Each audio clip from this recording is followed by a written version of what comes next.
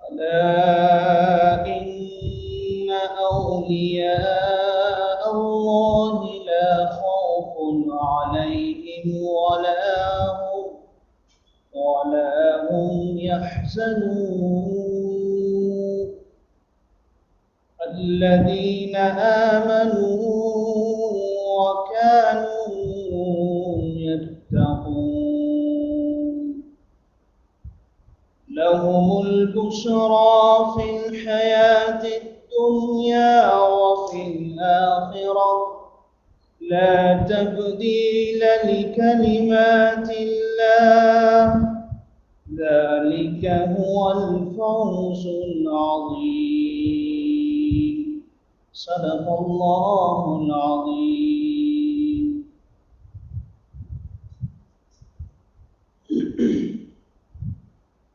سورہ یونس کی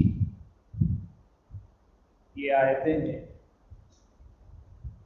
سورہ یونس میں اللہ تبارک و تعالیٰ نے حضرت یونس علیہ السلام کی قوم کی ایمان کا تذکرہ فرمایا ہے، اور جو قوم نبی کی بات کو مان لیتی ہے وہ اللہ کی ولایت میں آ جاتے ہیں. اس آیت میں جو سورہ یونس کی ہے بہت اہم بات کی جانب اللہ نے اشارہ فرمایا ہے. سن لو یقیناً اللہ کے دوست نہ ان پر خوف ہے اور نہ وہ غمگین ہوتے ہیں. وہ ہیں جو ایمان لے آئے اور ڈرتے رہتے ہیں. ان کے لیے بشارت ہے دنیاوی زندگانی میں بھی اور آخرت میں بھی. اللہ کی کلمات کی تبدیلی نہیں ہے، یہ بہت بڑی کامیابی ہے. الا ان اولیاء اللہ لا خوف علیہم ولا هم یحزنون.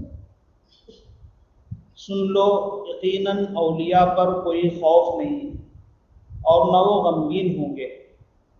اللہ رب العزت نے اولیاء کرام سے متعلق دو مشدہ اور دو خوشخبری سنائی ہے.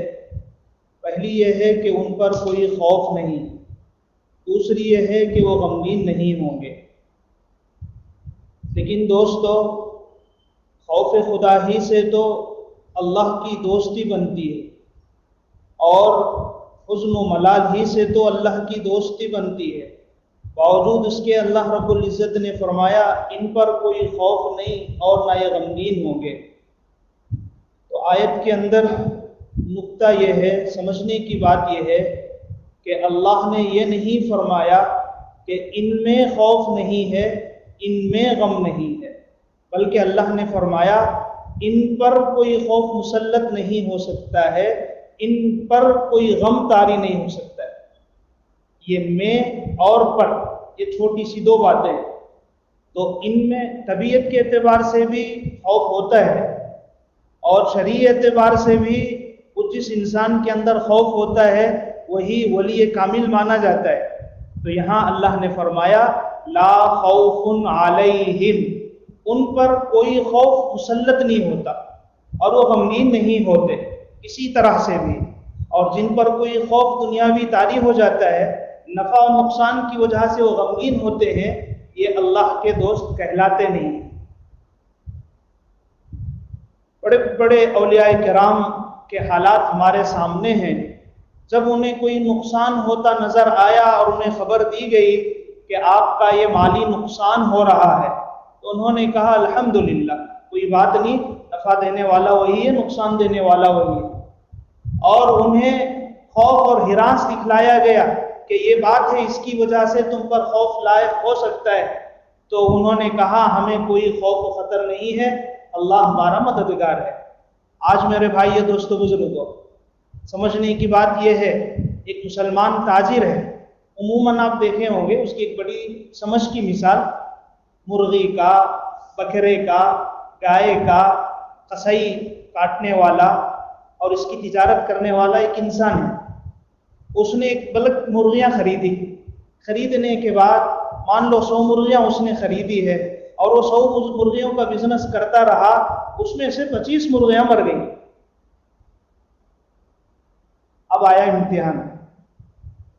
اس نے سوچا 25 ایک کے 100 روپے لگائیں تو اتنے ہوگا، لہذا ہر زندہ مرغی کے ساتھ اسے بھی کاٹ کر ملاؤ،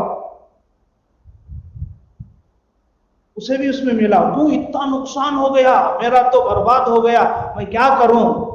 دیکھ تیرا ایمان ہے کہ یہ چیز مردہ ہونے کی وجہ سے مال نہیں بنتی، اور تو نہ کھا سکتا ہے، نہ دوسرے کو کھلا سکتا ہے، نہ بیچ سکتا ہے. اب تیرا امتحان آ گیا. اگر تو یہاں ہراس، خوف، حزن، ملال، نقصان پر تل ملا رہا ہے تو علامت ہے اس بات کی تیرے اوپر اللہ کی محبت اور اللہ کی دوستی نہیں ہے. الا ان اولیاء اللہ لا خوف علیہم ولا هم يحزنون. ایک بات تو یہ ہے، لیکن بات اصل یہ ہے دوستو، اللہ کا دوست کسے کہیں گے؟ کون ہے خدا کا دوست؟ کون ہے اللہ کا دوست؟ یہ بات بڑی ہے اور اسی کو سمجھنا ہے. اللہ نے چھوٹے جملوں میں فرما دیا ہے اللہ کا دوست کون ہوتا ہے. یہ اولیاء، ولیون کی جمع مانی جاتی ہے. واو لام یا، ولی یہ لفظ ہے، عربی لفظ ہے، اور ولی کے معنی آتے ہیں قریب ہونا. ولی کے معنی ہے قریب ہونا. اب دیکھیے، پیدائشی اعتبار سے قربت، پیدائشی اور تخلیقی اعتبار سے قربت، یعنی اللہ نے ہر چیز کو پیدا کیا ہے. اس اعتبار سے دیکھا جائے تو دنیا کی ہر چیز کا دوست اللہ ہے، کیونکہ اس نے پیدا کیا ہے. تو قرب تخلیق، پیدائشی قربت کی وجہ سے دنیا کی ہر چیز کا دوست اللہ ہے. کافر ہو، مسلم ہو، جانور ہو، کوئی بھی ہو، وہ اللہ کا دوست اس کی دوستی میں، کیونکہ اسے اس نے پیدا کیا ہے. یہ قربت یہ ہے.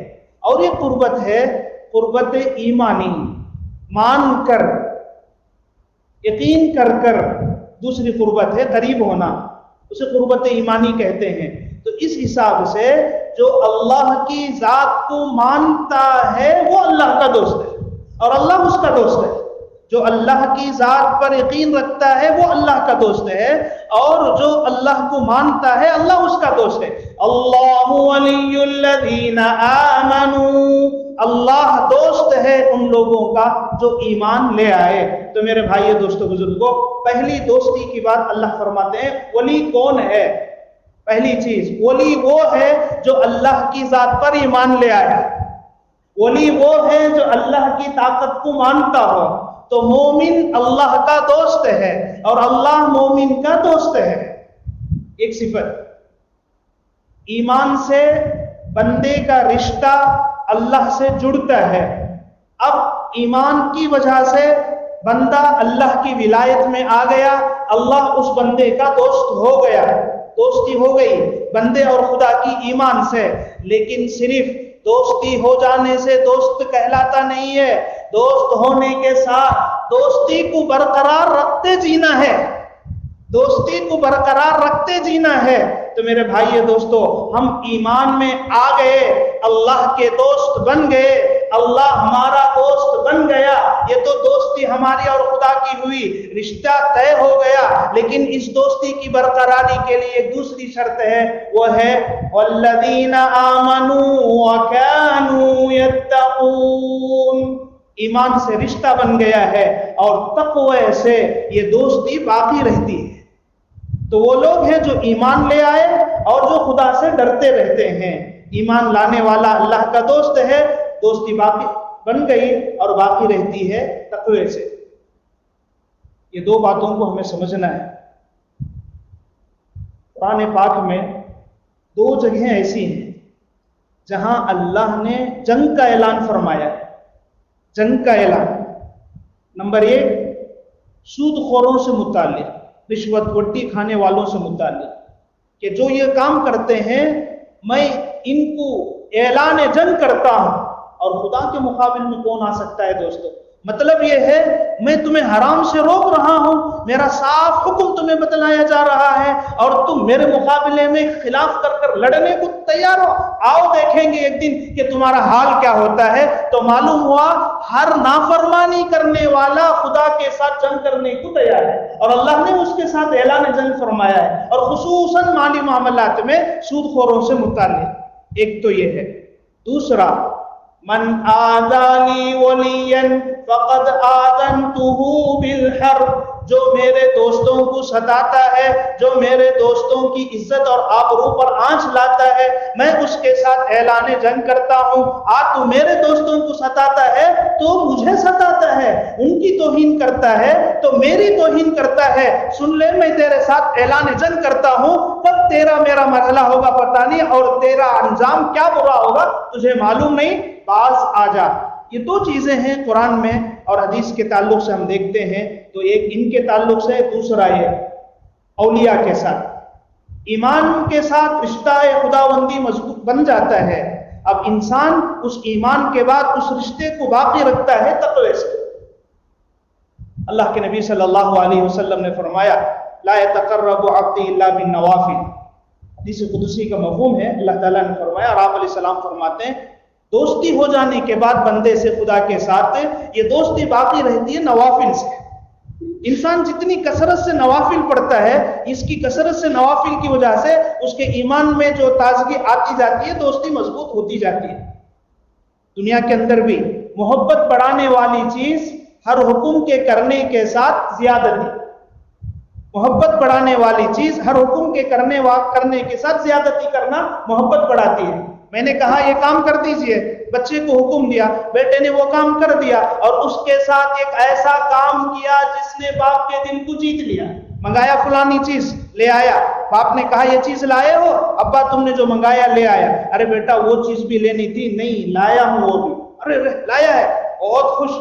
جو بات میں نے کہی وہاں تک کیا، اور اس سے آگے باپ کے منشے کو سمجھ گیا کہ باپ اس جگہ جو چیز منگا رہے ہیں اس کے تعلق سے اور کیا ضرورت ہو سکتی ہے، وہ لے آیا ہے۔ تو اللہ نے حکم دیا ہے ایمان پر باقی رکھنے کا، اور انسان جب اس کے ساتھ نوافل کو فرائض کے ساتھ جوڑ کر تکمیل کرتا ہے تو خدا کی محبت اس کے ساتھ بڑھ جاتی ہے اور دوستی خوب بڑھ جاتی ہے کہ اسے حکم ہوا۔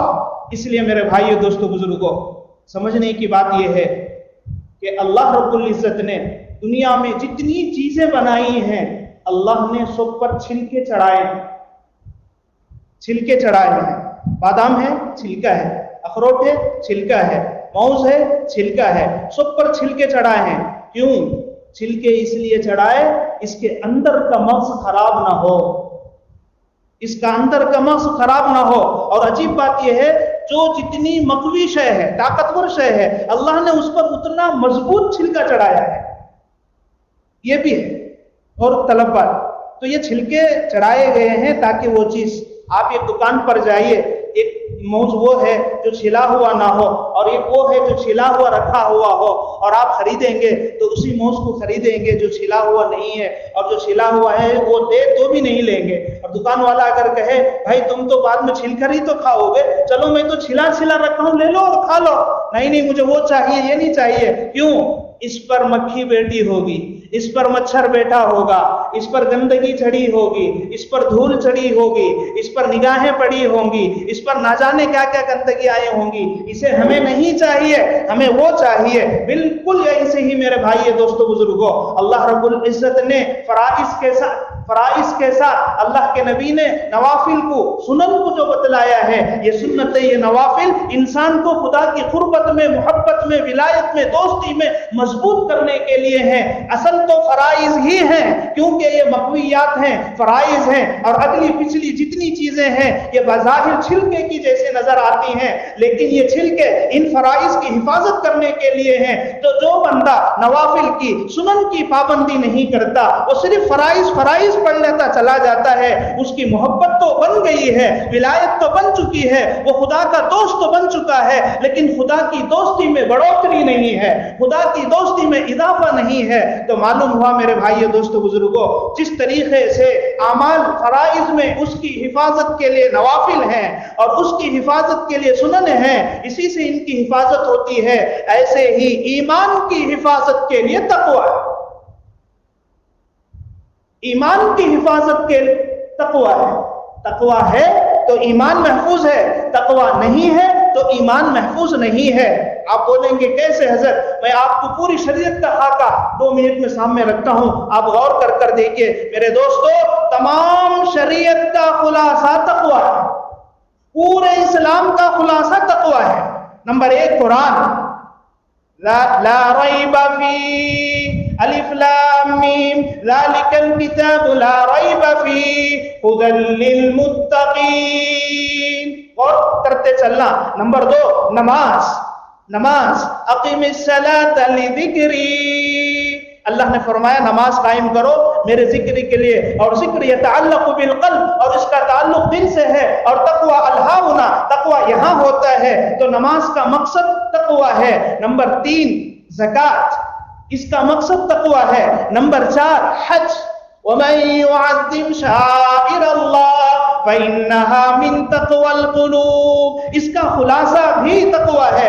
روزہ، اس کا خلاصہ بھی تقوی ہے۔ یا ایھا الذین آمنوا کتب علیکم الصیام کما کتب علی الذین من قبلکم لعلکم تتقون، اور قربانی، اس کا بھی خلاصہ تقوی ہے۔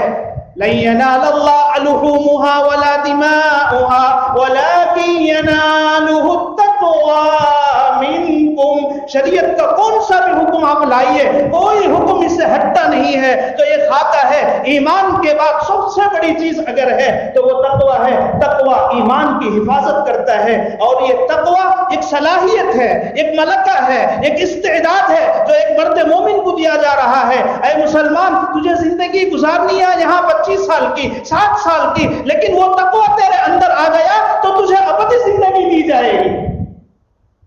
ایک آدمی ڈاکٹری کو پڑھتا ہے 3 سال 4 سال پڑھ لیا، کیا ملا اسے؟ 4 سال میں ڈاکٹری کی صلاحیت آ گئی۔ یہ صلاحیت جب اسے مل گئی، زندگی بھر اسی سے کماتا ہے، زندگی بھر اسی سے کھاتا ہے۔ میرے بھائیو دوستو بزرگوں، یہی تقوی کا مفہوم ہے۔ اللہ نے ہمیں یہی بتلایا ہے، تمہاری زندگی مختصر ہے، اس میں یہ اگر پیدا ہو گیا تو تمہیں وہ ملکہ پیدا ہو جائے گا ابدی زندگی میں ابد الابد جینے کا۔ اگر یہ نہیں پیدا ہوا ہے تو ابدی زندگی میں سزاؤں میں مبتلا ہوتے رہیں گے۔